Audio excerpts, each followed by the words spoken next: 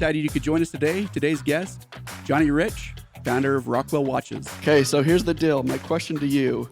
Yes. Best restaurant over $50 a plate and best fast food place. Oh, man, that's a great question. I'm a steak and potatoes guy. Are you a Ruth's Chris guy? I really like Ruth's Chris, but I have an affinity for Market Street. Market Street Grill, the Oyster Bar. Yep. We used to go there Sundays for brunch, get steak and eggs Benedict every time. Yep. And I love their food there. Their crab legs are amazing. I like seafood as well. Brunch spot, I love Brunch Me Hard. I don't know if you've heard about Sunday's Best. Mm-mm. It's in Sandy. Michael McHenry is the owner of Sunday's Best, and it's a fantastic brunch spot. Really cool. He's kind of made brunch cool again. Dude, so go there. It's I'm telling you, place. I'll tell you what I'm doing. Every Thanksgiving from this point forward, I'm never making a thing. I'm going to the Grand America and just eating their food. Oh, I heard it's awesome. Yep. Yeah. That's the way I'm going to go. I've never done that. Yeah. I've never done it. Because it's like otherwise 18 hours of prep for like 20 minutes of food. I'm and you guys it. don't make turkey, right? Jen told me you don't normally do that. No, we make turkey. I don't know. Maybe there was one thing she's sneaking she said, some fake we turkey don't stuff ever in. I don't know. Make that for Thanksgiving, and I was great. like, what? I've been eating some like bean-based fake food, vegan meat. One time, I was hosted this show called 3.2%, and it was called 3.2% because it was the 3.2% of the subculture in Utah. And we went with these people, and their whole thing was these vegan Thanksgivings that they would throw. And so it was the first time ever I had tofurkey. Oh. And it came out shaped like a turkey, and it certainly was not a turkey. Dude, isn't that against the Constitution? Did you know what it was before I did, you yeah. ate We did. We knew what it was. At least you went in with the right. I've tried it, and I'll never do it again. Dude, so that stuff will kill you. Yeah, no thanks. I've been eating lentils for like 17 years now, and I'm so done with lentils. You're done. I didn't know lentils was a thing. That's awesome. It's a joke. Funny. So, dude, you had a podcast with Darren Williams. Yeah. And it was called what? So myself, Darren Williams. From the Jazz. From the Jazz. Yep. Olympic gold medalist, and one of the best point guards ever. So Darren and my buddy Sean O'Connell. Sean was a professional fighter, fought in the highest level of mixed martial arts, and he fought for an organization called the PFL, and he fought in their $1 million tournament and fought on a New Year's Eve, fought a guy, won $1 million, and when he won, he signed the contract with them and said, when my fighting is done, I want to be cage-side commentary. So after that fight, he became a cage-side commentary, and so he was really entwined in the mixed martial arts scene. Obviously, Darren, playing in the NBA for as long as he did, has some influential friends and some NBAers there. Man. So the name of the podcast was Ballers and Brawlers. So it was me, Darren, and Sean, and we just talked combat sports and the culture and lifestyle of athletics, and we had a blast. I think you got the best nickname I've ever heard in my life. Yeah. The little ball of hate. Ball of hate. That was my fight nickname. Okay, so here's the question. I want to hear about your first fight. So the first fight. Inside of a ring? I want to hear about totally random fight in the schoolyard and then your first one in the ring. Yeah. I don't know how the name works. Do you get assigned a name or you pick that? No, some guys do. I didn't. Okay. That was just It's a good one, man. Yeah. You got that. Okay. When I fought, now this is 60 pounds ago, and I was a lot better shape than that. But when I came in, I was just really aggressive. There was no feeling out period. Sometimes guys will come out and they'll feel each other out, test range. I just wanted to close the distance as quick as I could.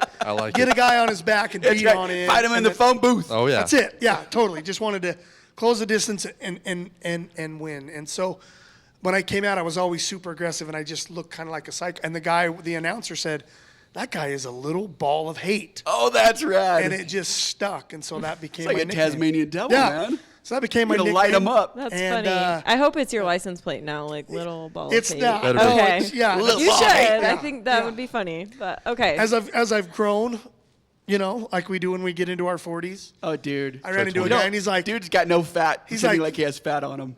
The little ball of hate, more like the little beach ball. full of hate. Oh, brother. Got a little round, You know, needed to yeah, be right. the beat down for that. I should have. Okay, so first schoolyard fight, what was it?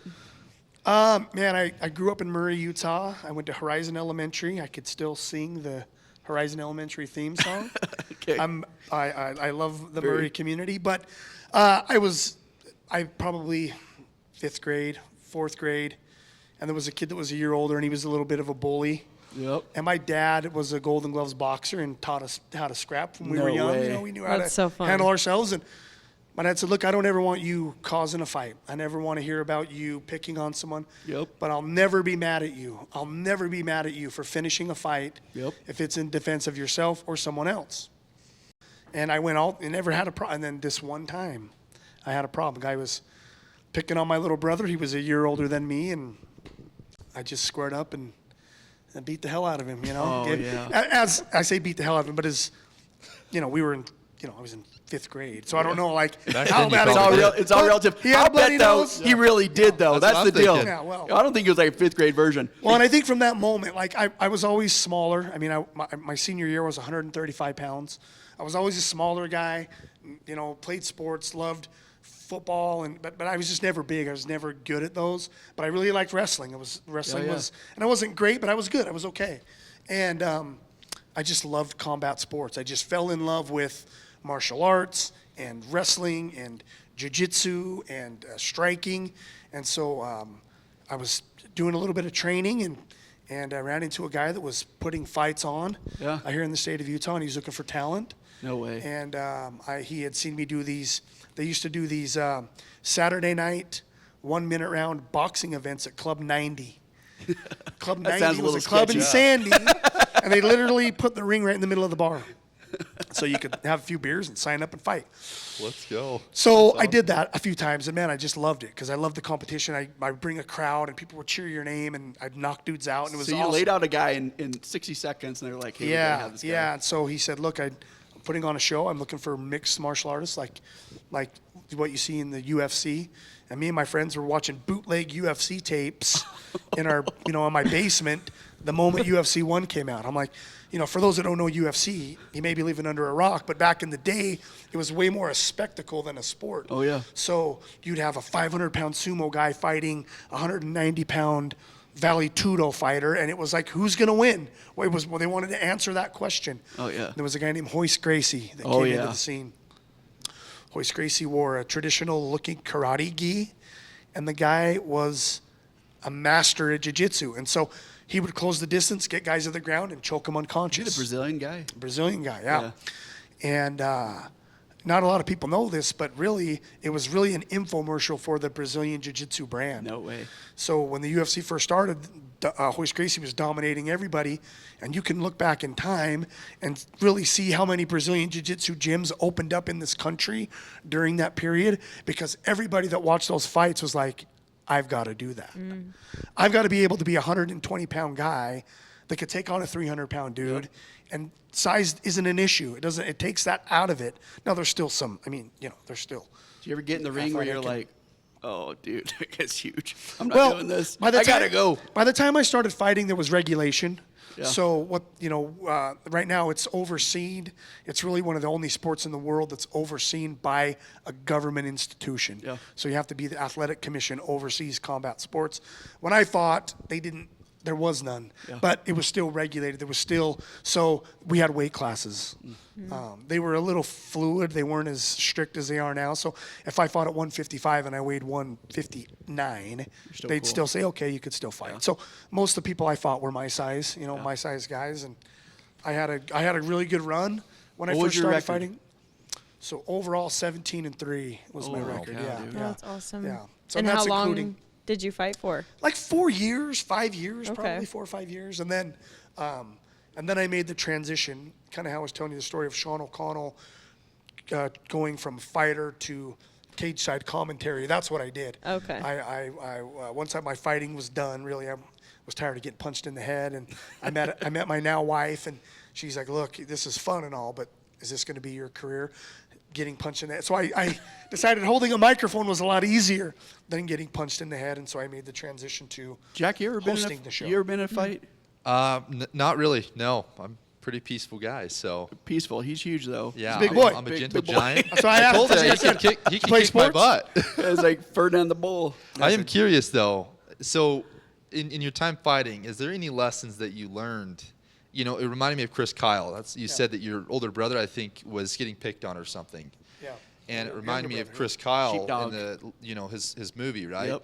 And so I'm curious if there's any lessons that are applicable to life that you learned through wrestling or fighting. Yeah, I mean, combat sport, right? There's, obviously, especially this day and age, you hear people say trial by fire. That means you just get in there and do it. And I'm a big advocate of that. I'm like, look, if you want to try something, you just got to do it. Like, you've got to try it. And so for me, man, I had experience wrestling, but I'd never really had experience fighting inside of a ring or fighting inside of a cage. And it was like, I just want to do that. So that's what I'm going to do. And made that leap to do it. And it's really shaped the career that I've had. Now I'm 45 years old, but I've had an amazing career in business. And it all started with my mixed martial arts career. Gained a little notoriety. People knew who I was. And then it transitioned into several other things that I got to be a part of because of that.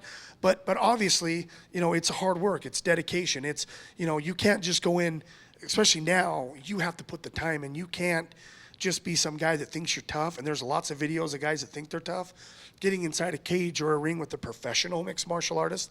And it's not even fair. I mean, it's like, what the outcome is, because those guys are dedicated and they're passionate. So, man, if your passion is this, and we tell our employees this a lot, is we want you to go after your passion. So in my business, we sponsor a lot of athletes, and we're a part of different events. Oh yeah, that's like what Rockwell's known for. Yeah, and combat sports is one of them, because I'm huge into combat sports and I love it. We've got other guys that are huge into motocross. They love racing motorcycles. And so we'll go after that. Those are the next group of guys we're going to go after, because you love motocross. You like to ski, let's go after skiers. You like to wakeboard, let's get after the wakeboard scene. And so we really want to take our guys, I say guys, but our team's passion, and then we attack those. How big is your team? Well, we're relatively small for our operation. We have like 11 core employees that run kind of the day-to-day operations of Rockwell, and then we have lots of affiliates and other people that push and promote the brand. But our core group, there's like 11 of us. Yeah. So Well, that's like cool. I was chatting with Ryan Gardner, Bucked Up. They have like 75,000 affiliates. It's insane. like crazy. Crazy. So Yeah. you guys go after the affiliates pretty hard. Well, at one time we did. Well, and some influencers that have probably been on this podcast can tell you that at one time, promo codes were a big thing, right? Oh, You were yeah. a business, you'd give someone a promo code, they'd put the promo code out, people would use it. We would pay our ambassadors based on what they sold. It was really an ROI situation. They would push it, we would pay them a percentage of what they made. For energy and focus, get Bucked Up. Bucked Up uses clinically proven ingredients to help with energy and focus when you need it most. Go to buckedup.com and use promo code VOLCANIC for 20% off the entire site. That shift has happened where that's not really the case anymore. I mean, there are some of those out there, but a lot of these kids now, when they're 5, 6, 7 million followers, they can get paid up front. And that's just something Rockwell's never done. Yeah. We've never paid, and we've never written a check to an athlete and said, Yep. be our guy. It was always, do you like our product? Do you like our lifestyle? Do you Yep. like the things we're doing? You earn it. If you're passionate about these things, then you're a fit. We'll Yep. take care of you. And that's what we did. yeah, And now so- it's kind of backwards. yeah, and so now that's what we still to this day, we don't really pursue. People will come to us and say, hey, man, I like what you guys are about.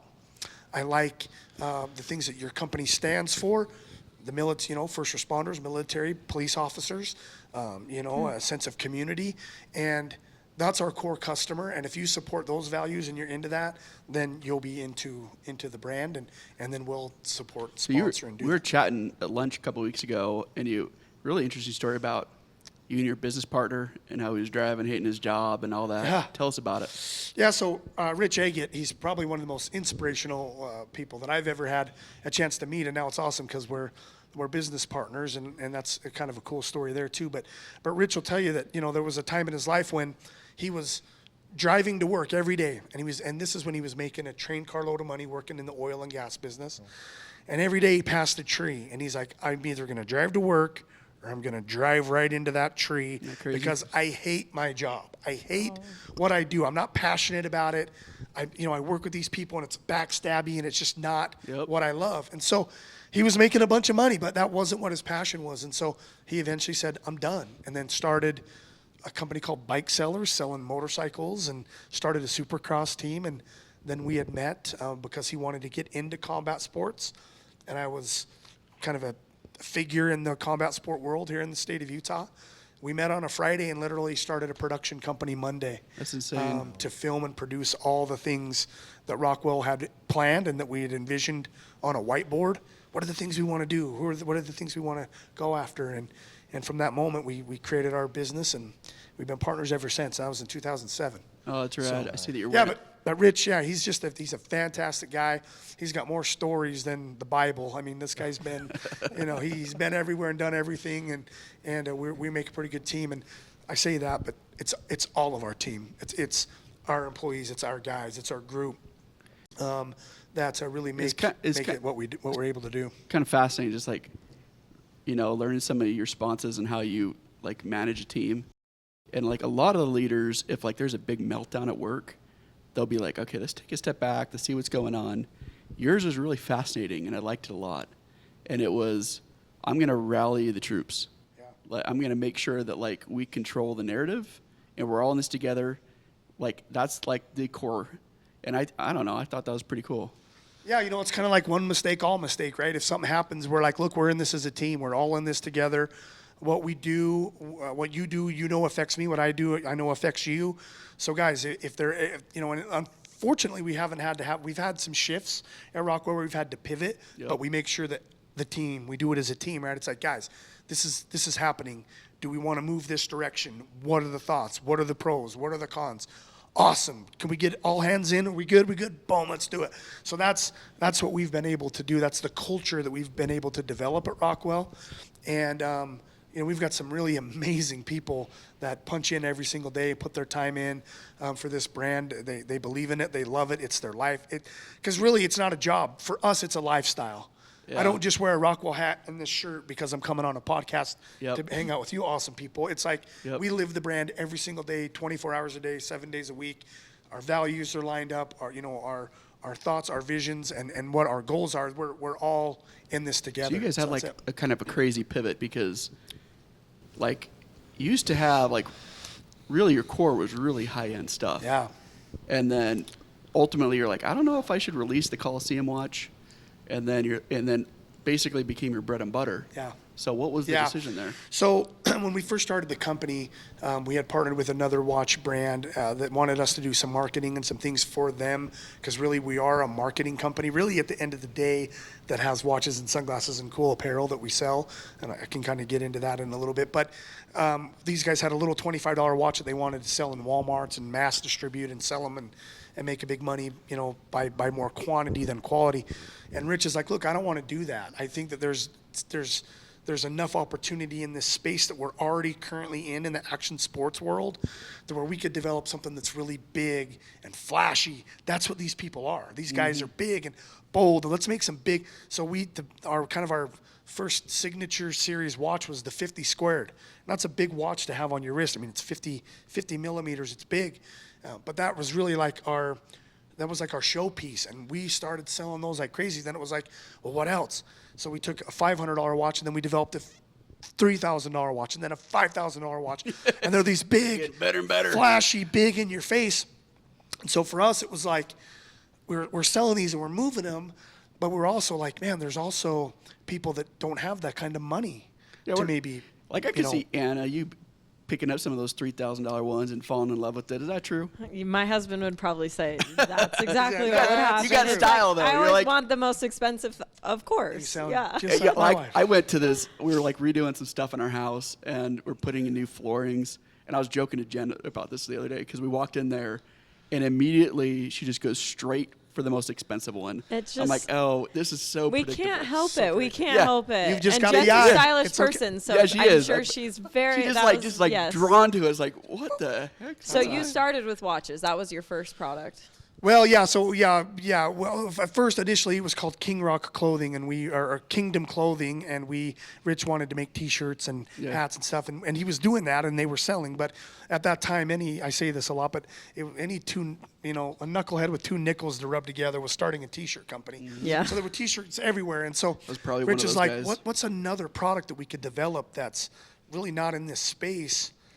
That we could capitalize on and make really cool. We could take it and make it cool. The watches was it. But how do you do that though? Because it's like, I know it's like there's a massive leap between like wanting to start a company and now all of a sudden like having to like source the product. You have to brand the product. You have to find a way to market the product. Like how did you even find, like, Well, it's mind blowing to me Yeah. how you even like found the right manufacturers to manufacture the watch. Well, and a lot of trial and error, but I can tell you this, one of the things that I think is the most important ever in business, and you're a guy that, you guys probably feel the same way, is I don't care what college you go to. I don't care what degree you have. It is your network. It is the people that you know, you like, and you trust. That's who you do business with. Those are the people. And so Rich, these people that he had partnered with to make this little 25, they had kind of done the legwork. They knew some of the manufacturing and where it could be done in Asia and in China. And so Rich said, look, let's kind of piggyback on that. Guys, within a year, Rich made him an offer and said, look, we want to just take this completely over and run with it. And they're like, go for it. Do it. Let's see what you can do. And so that was it. It was like, these guys have the connections. We're big thinkers. We have this really cool ideas. Let's develop some really cool stuff, and let's just see what we can do with it. That's true. Like we talked about all the time at Volcanic. Like, I'll tell the interview people all the time. I'll be like, honestly, like it's a really cool resume. Honestly, I don't care. Like I care about what you're going to do for me, right? And so I'm amazed like how many like top. I mean, you get some like really cool business school grads and everything else, and how many of them just flame out. And you're like, dude, because you feel like you've already arrived, or you feel like you're better than other people here. Sure. It's like, dude, you haven't even like spent a day working in the real world yet. What are you doing? And then some of my best employees ever are just people that were like adaptable and they could grind and that were loyal and that were honest. Scrappy. And that's what scrappy. That's honestly the method of success all the time. For sure. And so I'm like, I've got a boy who's 15 right now, and we're talking about what do you want to do, and he's thinking about the Marines or the Air Force. And for me, like my initial reaction was, well, wait a minute, what about grad school? And now I'm like, he came to me with this plan, and he's like, you know what, Dad, this is what I'm going to do. I'm going to first go be an electrician after I'm done with that, and then I'm going to own my own business, like with a bunch of other electricians, and then I'm just going to, build it on out. And I'm like, dude, you're actually probably going to be a lot more successful than anybody else going to school. Like, that's the reality, man. Yeah. Well, and I think that there's a little bit of a lost art to that, right? And I just don't know if it's, speaking of electricians, some of my best friends in the world are all tradesmen. They're in that industry, right? They're guys that may not have excelled in college, but, man, they went and did a trade, and they excelled at that trade. And they've gone on to start amazing companies that are just killing it. I know. And they're making great money. They got their hands dirty for a long time, but now these guys are in positions where, man, they're out there making the dough, doing the work that really no one wants to do. That's right. And come AI, those are going to be the people that are employed. Serious. I know. Guys, well, and you didn't have a background in business. You were a fighter. No. Zero background. You're kind of proof of lucky your you You're graduated like high school. And we're actually talking about this recently. Like, he's totally a self-made man. Yeah. Like, it's a fascinating story. Like, with how he grew the company and how he's grown everything. Like, but it wasn't because he has the grit. He knows how to work hard and. Yeah. So I'm fascinated by anybody who's successful, but I'm super fascinated by people that are self-made. Yeah, right. Cool. It's a different deal, and you're well. Right once there. again, right? It's relationships, right? And I can tell you that I wouldn't be where I'm sitting at right now if it wasn't for Rich. Like Rich Agate, my partner, the guy saw something in me that he liked. Now I can tell you that he is a straight up, Bishop Brig, LDS. Never. I don't think I've ever heard him swear maybe twice in his life. I'm an Irish Catholic guy that's, so we're like this yin and yang. But man, it freaking works, right? It really works. And so, but I wouldn't be anywhere where I'm at without Rich. And that's just a relationship that came along. We had some things in common, and then we ran with it. And there's opportunities like that in people's lives all the time, and sometimes you miss them. Yep. You don't see maybe you are thinking too much about, hey, what can you do for me? Or what can this person, and not what can I do for you? When I met with Rich, it was like, man, I've got this fire organization. This is what we can do for you. We could really elevate the brand and do some things. But God, you got so much cool stuff going on. I want to kind of get into that. I want to learn more about what you've got going on. And it was a conversation, and then literally started our business. Let's take a break from this episode and talk about our sponsor, Volcanic Retail. If you're a retail buyer and you have been using Pinterest or Instagram to find your brands, you probably know how difficult it is to narrow down your search. Volcanic Retail is the first B2B platform, so you can quickly pop in all the specs you're looking for, whether it's margin or case pack, country of origin, DUNS number, women-owned brands, or whatever you're looking for. You can quickly search through all of them. Get rid of 100 brands that aren't applicable and let it just speak to the 3 or 4 that you really should be honing in on. Now that we've heard from our sponsor, let's get back to the episode. Tell me about Geppetto. Awesome. Geppetto, your eyewear guy. Oh, yeah. So, yeah, it's kind of funny. I'm like, Geppetto. So, you know, our eyewear is handcrafted in Italy. I tell people that, and it's the truth. You know, it's not just something that we throw out there. We've been to Italy several times, visiting the factories. Dude, they're sleek. What you'll find is not a lot of people do. People will start an eyewear company. They'll maybe source, but they'll never actually boots on the ground to go there. Yep, they'll just we relish it. Yep. We're like, let's go to Italy. Let's find the best one. In fact, Rich and his daughter Ariel, who runs all of our apparel division, and her husband, they just were over there at the Sunglass World Fair, and then they went and visited all of our factories. Wow. And the people are like, classic. They're just, you're here. I can't believe you traveled from Utah to come to the factory. And so these guys really, you know, were fortunate enough that like an Oakley, who sold for $2.8 billion or whatever, you know, they're ordering millions and millions of pairs of sunglasses. And we're not Oakley. We're not doing that. But these guys treat us better. Dude. Because we go there and shake their hand, and they're awesome.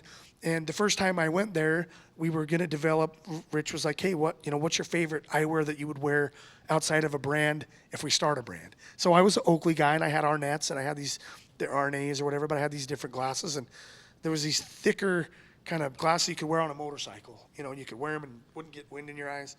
So I went there, and I sat down, and we're talking to this old guy, and he's got a big black block of clay sitting in front of him and a wood carving knife. And I'm explaining to him these glasses, and he's carving the clay. Just doing it. As we're talking. And by the end of the meeting, he had carved out exactly the glasses that we wanted. It would be fun to be that good at life and something.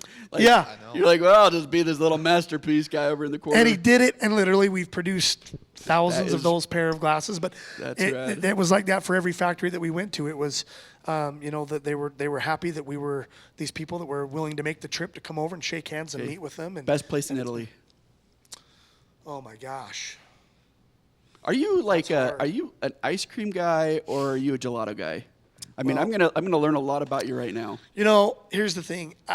I think maybe if it's to find a real true gelato, like I've had gelato in Italy, and I could say that's really gelato. Like that's legit. That's right. Like, you know, like Venice. Yeah, Venice, which Venice was amazing. We were there. Isn't that place It was crazy? a festival that was going on, and it was, you know, you see it on movies, and you see, but to go there and experience it. I didn't know this, awesome. but Venice is like, it's like all it is like cut down trees, and it's like just floating on the water, like all the houses on top of it. Really? Like they're not islands. Not islands. No, like that's mind-boggling.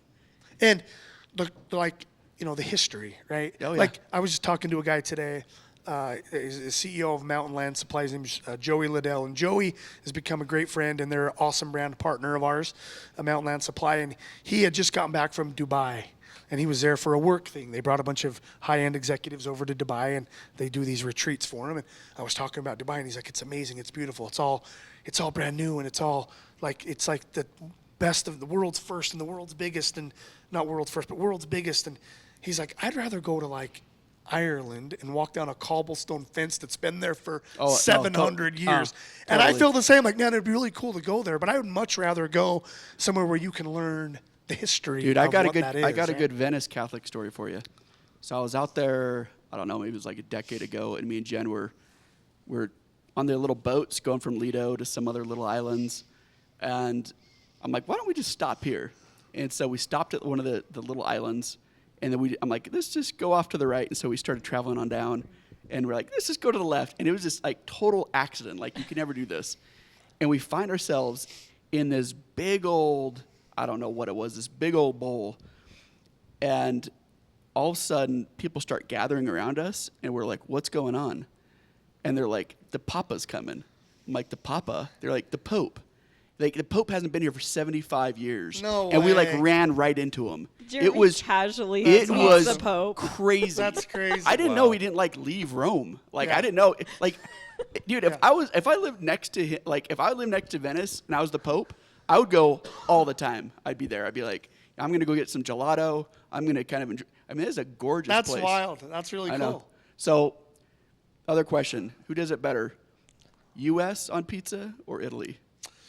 Well, this is an easy one, by the way. I mean, here's the thing, though, and my opinions may, and this may not be a popular opinion. I know there's these pizza aficionados out Little there. Caesars. But I like a Chicago. I like a Deep dish? It's like a deep soup. dish pizza. The guy likes a that's soup. got like everything on it. I'm not like a thin. My wife, though, she likes thin wood fire, like oak. Have you ever been to yeah. Oak Pizza Kitchen? Oh, no, I haven't been there, but Oh. I've been to Medici's. Medici's is good. Oh yeah, That's a good Medici's place. good. Yep.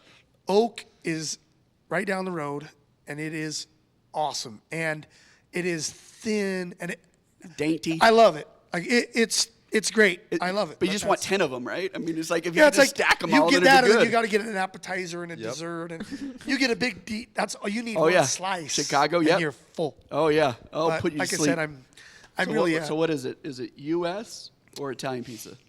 Man, I'm gonna have to go with U.S. Yeah, it is. Yeah, I'm gonna have to go US. Anyone who's like romanticizes Italian pizza has never been to Italy. That's like they don't even have the right sauce, and there's no toppings, and you're like, what? What is Yeah, this? it's like flatbread with stuff. Yeah, like not it's like nasty. pizza. I'm like, just whatever it is, just throw some pineapple on. I'm okay. And I'm a guy that knows a thing or two about food, Yeah. so I'm saying I'm going. To Are you a US. pizza guy, Jack? I'm a pizza guy. Big I'm a pizza- deep dish guy. I also like Deep the thin dish crust. guy? Yep. Have you had the cornbread one, the crust? Oh, that's it's like heresy. a cornbread I'm crust. not doing that. No, I haven't, but it sounds interesting. Okay, I thought it would be kind of gross, but it's actually really good. Like Really? it's kind of Cornbread. deep dish, but it's a cornbread crust and you put honey on it. Yeah, that's. You've had and that. I've never had the cornbread Oh, okay. crust. The honey stuff I've is had good. the honey. Honey is Okay, The the well- honey is good. Uh, Well, Pepperoni try it. pizza, You would though. probably like it. If It you're a has to be cornbread guy, pepperoni. I'm gonna maybe. try but- Pepperoni. I'm Yep. gonna try Yeah. it.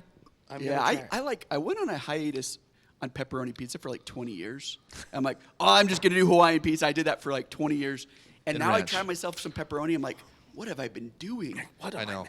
So that's. I mean, obviously, in the world of pizza, right? A big thing is, are you a pineapple? Do you think pineapple Yeah. belongs on Yes. a pizza? No, it is. No. I do. Pineapple is like the whole Yes. thing. You don't. No. Not a fan. Pineapple, What pizza, are you and talking ranch. No. about, Anna? You don't I like don't the want sweet? No, that's it. I don't sometimes even like the honey on the pizza. Like Okay. I- Well, Pineapple, only on the Hawaiian crust, but pizza no. in ranch.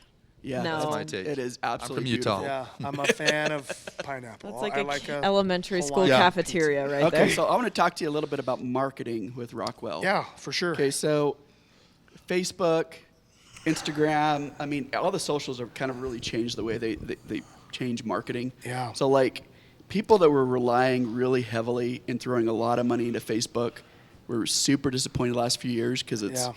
you're not getting the return. Yeah. I mean, what are you feeling? Well, I could tell you, I mentioned earlier, we're a marketing company that sells a product, right? We sell watches and sunglasses and gear and events. We do our own events. But that's, pre-COVID, we were doing 90 live events a year. So what I mean by that is we had our own Supercross team. We were doing mixed martial arts events, golf tournaments, anything Yeah, you where are there a was a marketing gathering company. of people, Yep. we were attending in full force. And so whether that was Anywhere where the Red Bull was, you were there. we were there, right? Yep. And you were we there. bringing product and selling Yeah, it. bringing Okay. product, selling, pushing, promoting, any kind of outdoor adventure, racing, whatever it was. And especially in Utah, 'cause it's our own backyard, we had our fingers in it. And I meet a lot of people like, oh, dude, I saw you at a golf tournament. Or, oh, Yep. man, we were at this event and you were there. Yep.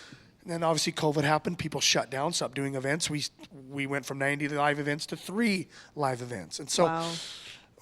what hurt us the most is we have companies and businesses that spend money with us to market their products along with ours. Yeah. So when we have a Supercross team, we have companies that spend a really good amount of money to have their logo on the Rockwell semi, their logo super on the cool. bikes with us. It's a big part of your business. You know, we set up a booth and their stuff's right next to ours when we're pushing and promoting and selling. Yep. And so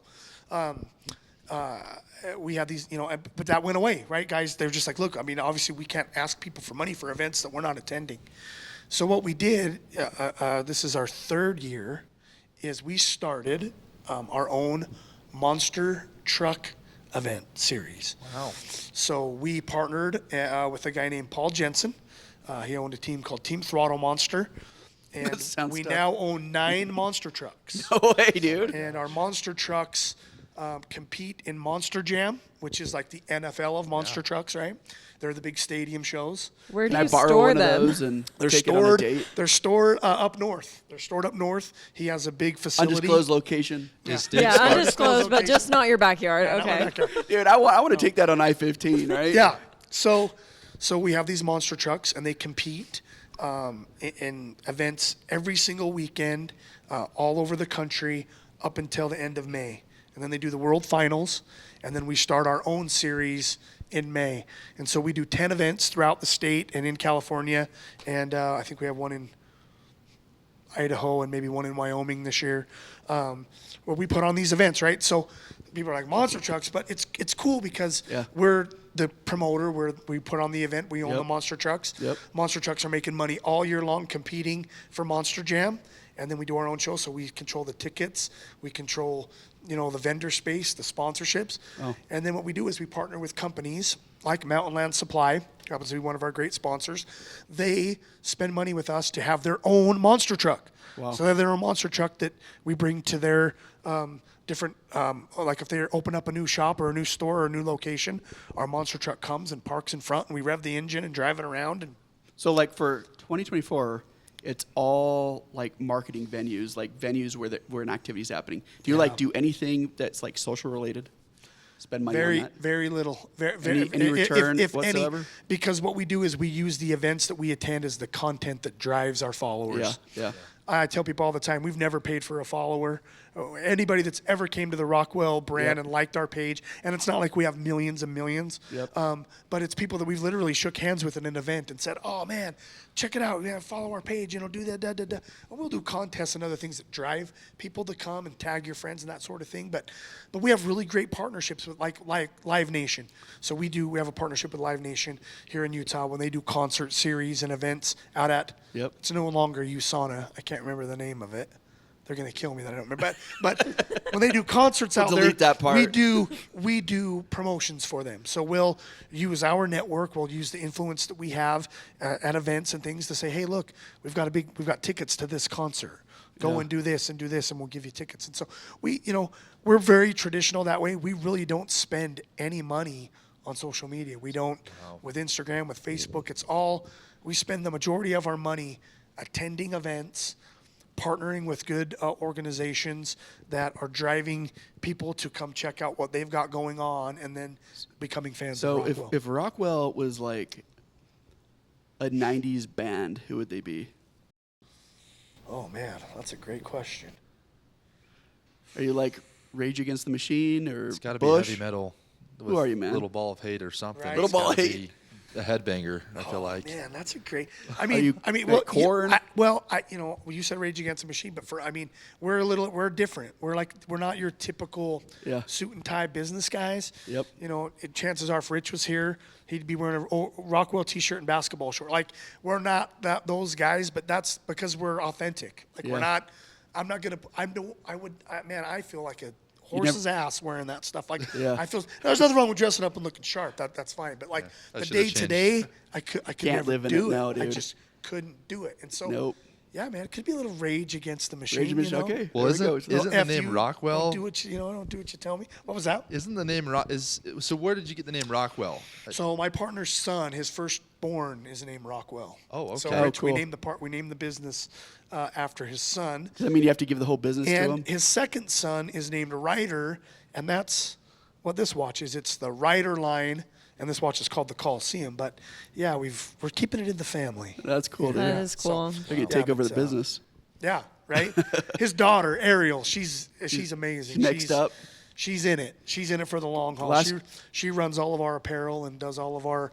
We do a lot of custom work for other companies. So a big portion of our business is we make watches for hundreds of different companies that want to brand something unique yeah. and different and cool. Yep. And so, So for, corporate gifting's kind of a corporate big deal gift, for man, you. it's huge for us, Yeah. right? Yep. Because we found that it's as easy to sell 10,000 watches to one person than it is one watch to one person. Dude, I'm right? telling you, like, corporate gifting is fascinating because, like, I mean, it's not applicable to every brand, but for, like, lifestyle brands that can do it, Yeah. I mean, it is a gold mine because you're selling it for over, wholesale price, and you're selling it at, like, 10,000 a clip or 5,000 employee at a clip or whatever it is. Yeah. And then it's branding at the same time. I mean, it's for people that, like, have a lifestyle brand, that's like the best thing you can do. Yeah, and it was a Low decision, hanging. that we made. Back in the day, we were working with people, and they were like, "Hey, this is really cool. Hey, do you think is there a way that how could we make that watch kind of our watch with our logo?" And it was like, "Oh man, let's see what that would take."